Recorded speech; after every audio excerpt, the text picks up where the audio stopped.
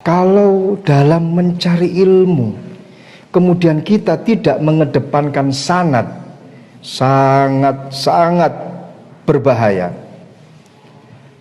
Laula sanad laqala man qala bima syaa. Jelas? Kalau tidak ada sanad dalam keilmuan, maka orang yang mengatakan sesuatu, dia akan berkata sesuka hatinya.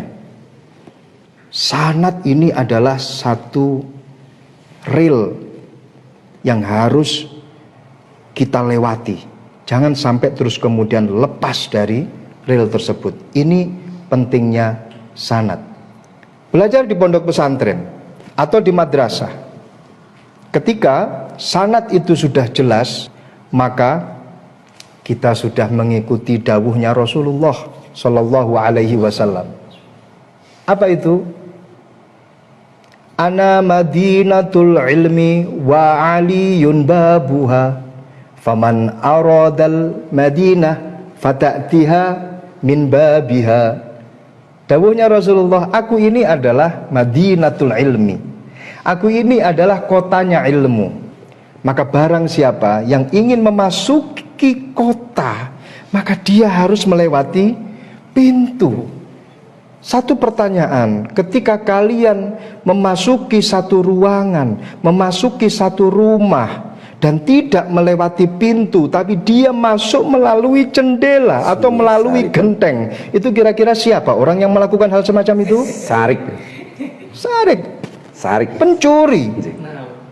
Maka ketika kita mempelajari satu ilmu dari seorang kiai, sanadnya jelas, sambung pada Rasulullah, kita masuk ke dalam madinatul ilmi, yaitu Rasulullah, maka kita sudah melakukan sesuatu sesuai dengan ajaran Rasulullah Sallallahu Alaihi Wasallam, dan kita melakukan sesuatu sesuai dengan tracknya, sesuai dengan jalurnya. Kemudian kenapa harus mempelajari ilmu di majalisut ta'lim? Ketika di usia yang sudah masuk masa tua, tentu ketika berada di bangku sekolah, rasanya gimana gitu. Betul kan? Terus.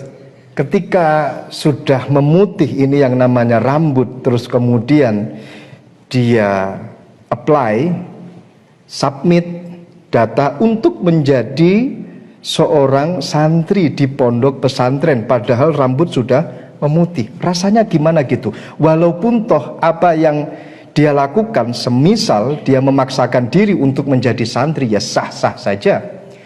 Kita ketahui Ibnu Hazm Al-Zahiri, beliau masuk menjadi seorang santri umur 25.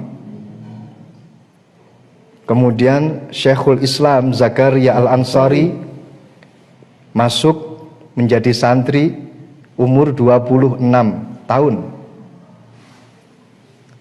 Al-Imam Qafal di situ masuk sudah umur 40 tahun. Nggak ada salahnya kalau kita melihat sejarah para ulama-ulama kita terdahulu. Akan tetapi kebanyakan mereka ketika sudah menua, mau masuk duduk di bangku sekolah, di bangku madrasah, rasanya gimana? Solusinya bagaimana? Cari majelis-majelis ilmu yang dihadiri oleh para kiai, dihadiri oleh para ulama yang memiliki jalur sanad keilmuan yang jelas. Disitulah mereka bisa belajar. Di situ mereka bisa menimba ilmu. Maka dari itu yang paling penting dan harus kita garis bawahi, ini adalah sanad keilmuan yang jelas.